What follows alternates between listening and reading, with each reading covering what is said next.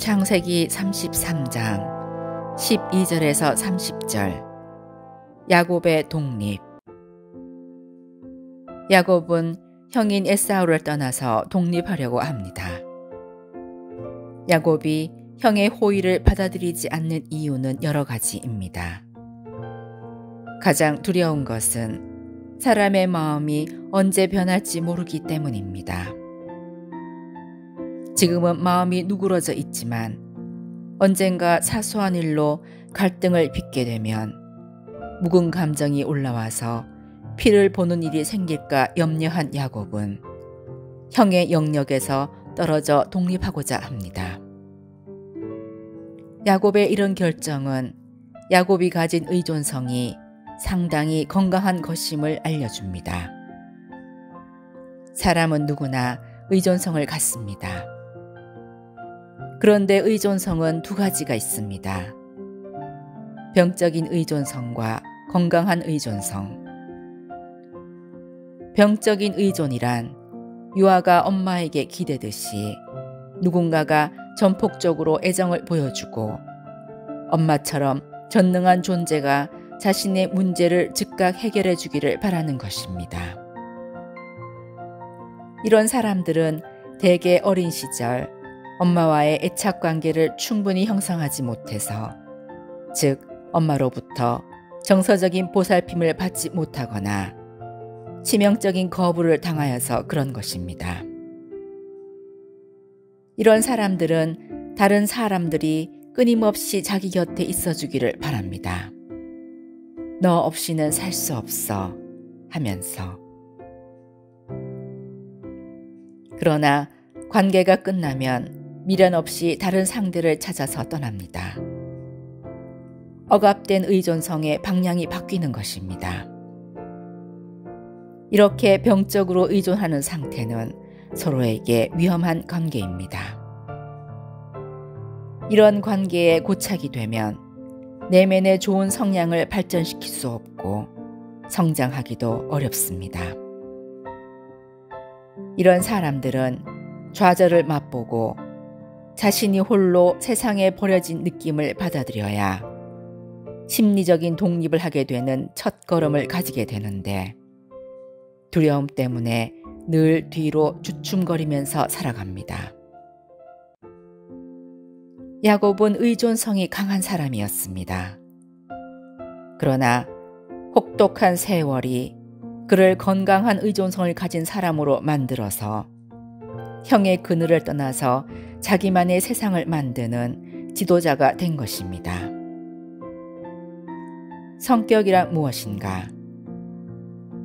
부모로부터 물려받은 유전적 기질의 영향, 태어나면서부터 청소년기까지의 양육하는 부모로부터 받은 영향을 말합니다. 성격은 완성된 뒤에도 거의 평생을 두고 발전해가며 조금씩 수정되어 갑니다. 크게 바뀌지 않는다는 것입니다. 가끔 자기 성격을 바꾸었다고 자랑하는 사람들이 있는데 망상이거나 허풍입니다. 왜냐하면 어떤 특정 기질을 타고난 사람이 그와는 정반대의 사고와 행동 양식을 취하며 살아간다는 것은 어려운 일이기 때문입니다. 그리고 더 중요한 것은 사람이 살아가는 동안 그에게 충격을 준 사건이나 사고, 혹은 장기간에 걸쳐 반복적으로 가해지는 작은 스트레스들이 성격에 영향을 미치는데 결코 좋은 방향으로는 쉽사리 변해가지 않는다는 것입니다. 우리가 기억해야 하는 것은 모든 사람에게는 여러 유형의 성격이 조금씩 섞여 있다는 사실입니다.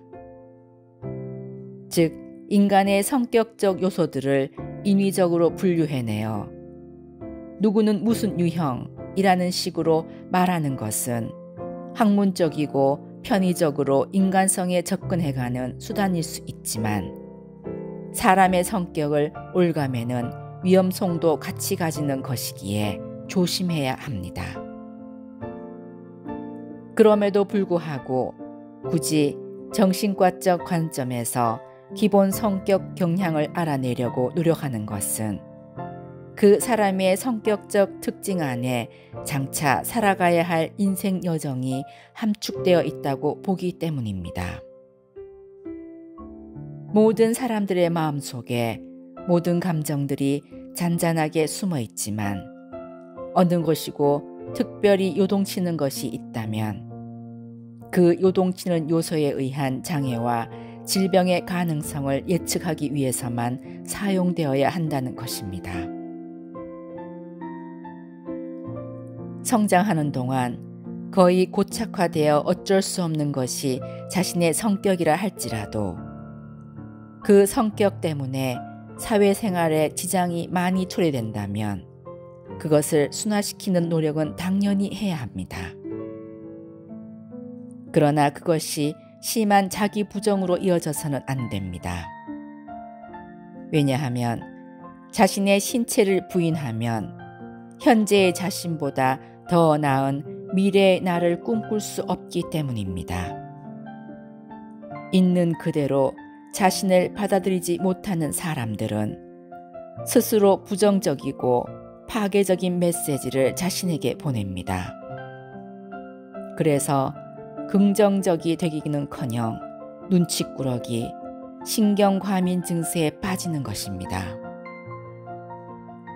자기 약점을 감출수록 불안해지고 자기 약점을 인정할 때 강해진다는 말을 잘 새겨들을 필요가 있습니다.